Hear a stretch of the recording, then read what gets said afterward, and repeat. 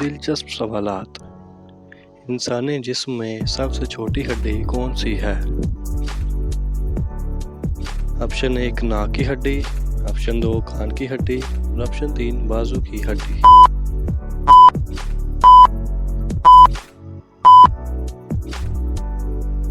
जवाब है कान की हड्डी।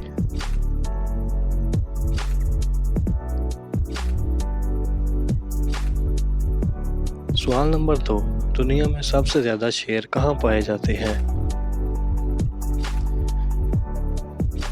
ऑप्शन 1 एशिया में, ऑप्शन 2 यूरोप में और ऑप्शन 3 अफ्रीका में।